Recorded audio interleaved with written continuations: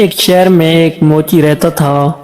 मकान के ऊपर वाले हिस्से में उसकी रिहाइश थी, जबकि निचले हिस्से में उसने अपनी दुकान कायम कर रखी थी। इसी दुकान के एक कोने में उसने नए जूते बनाने के औजार रखे हुए थे। ये औजार एक छोटी सी मेज पर बड़े सलीके से रखे हुए थे। मोची दिन रात खूब मेहनत करता, लेकिन उसके बावजूद उसे इतनी आमदनी ना होती कि वो खुशहाल जिंदगी गुजार सके। यहाँ तक कि एक वक्त ऐसा भी आया जब मोची की तमाम जमा पूंजी भी खत्म होने को थी। अब मोची बहुत परेशान हुआ और सोचने लगा, इस मर्तबा बिल अदा करने के बाद तो उसके पास नए जूते बनाने के लिए भी रकम नहीं बचेगी। ये ख्याल आते ही मोची का दिल काम से उचाट हो गया। वो जो जूते बना रहा था उसका चमड़ा वहीं पड़ा छोड़कर उठा और अपने रिहाइश वाले हिस्से की तरफ चल गया। खाना खाकर दोनों मियां बीवी अपनी तंग दस्ती का हल तलाश करते करते सो गए।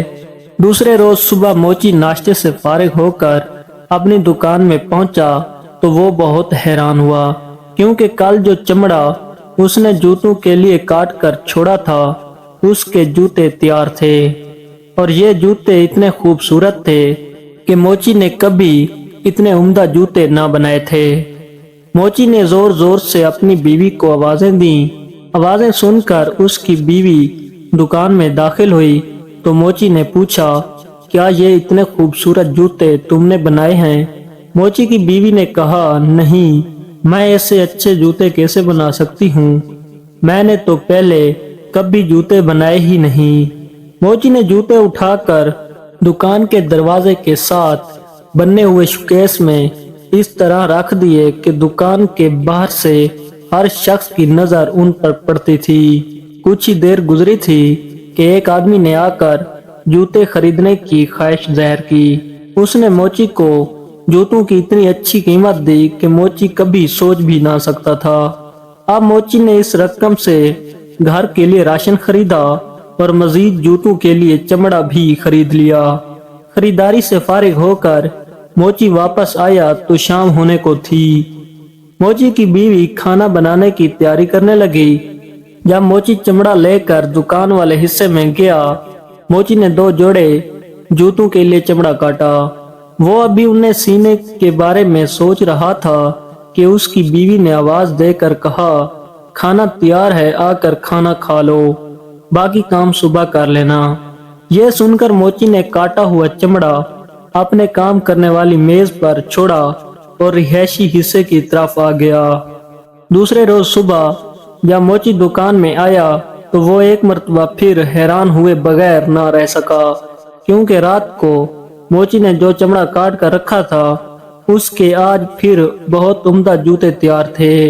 मोची ने एक मर्तबा फिर अपनी बीवी को बुलाकर जूतों के बारे में पूछा, लेकिन उसने इस मर्तबा भी अपनी लाइल्मी का इजहार किया। मोची ने जूते उठाकर शोकेस में रख दिए।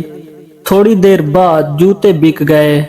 अब तो ये रोजाना का मामूल बन गया कि मोची चमड़ा काट कर दुकान में रखता और सुबह उसे जूते तैयार मिलते। और दिलचस्प बात यह है कि अपनी खूबसूरती की वजह से कुछ ही देर बाद ये जूते फरोख्त हो जाते।